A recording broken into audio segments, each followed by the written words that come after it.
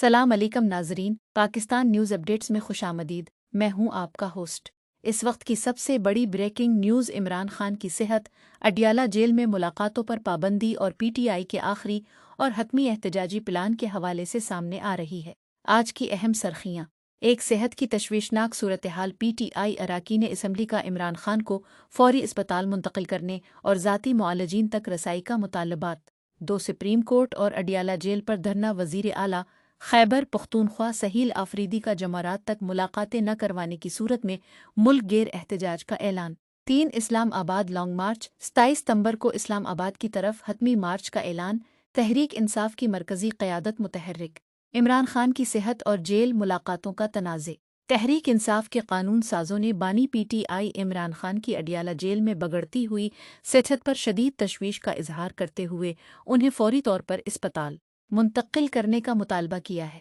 PTI अरकान का कहना है कि गुज़श्ता कई माह से फैमिली डॉक्टर्स और वकुला की मुलाकातों पर सख्त पाबंदियां आयद हैं, जिसकी वजह से बानी पीटीआई की सेहती सूरत-हाल के हवाले से अवाम और पार्टी कारकुनान में शदीद इस्तराब पाया जाता है।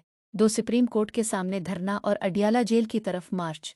वज़ीर आला खैबर पख्तूनख्वा सहील आफरीदी और पीटीआई की मरकजी क़यादत ने अहम प्रेस कॉन्फ्रेंस करते हुए ऐलान किया है कि अगर बानी पीटीआई के अहल खाना और ज़ाती मुआलजीन को मुलाकात की इजाज़त न दी गई तो तमाम अरकान पार्लियामेंट एहतजाज करेंगे। जमारात तक मुतालबात तस्लीम न होने की सूरत में मुल्क भर को डीचोक बना दिया जाएगा। 27 सितंबर इस्लामाबाद मार्च और आलमी रद्द-ए-अमल। पीटीआई क़यादत ने वाज़े किया है कि 27 सितंबर को इस्लामाबाद की तरफ लॉन्ग मार्च की तैयारियां मुकम्मल की जा रही हैं। इसके साथ साथ बैनुल-अक़वामी सतह पर इंसानी हकूक़ की तंजीमों, एमनेस्टी इंटरनेशनल और आलमी शख्सियात ने भी बानी पीटीआई के इलाज और बुनियादी हकूक़ की फराहमी पर जोर दिया है। क्या हुकूमत पीटीआई को बानी पीटीआई से मुलाकात की इजाज़त देगी या जमारात से मुल्क गैर एहतजाजी लहर शुरू होगी? अपनी राय का इजहार नीचे कमेंट सेक्शन में ज़रूर करें। मज़ीद ताज़ा तरीन और मौसक़ न्यूज़ अपडेट्स के लिए हमारे चैनल को लाइक, शेयर और सब्सक्राइब करना न भूलें।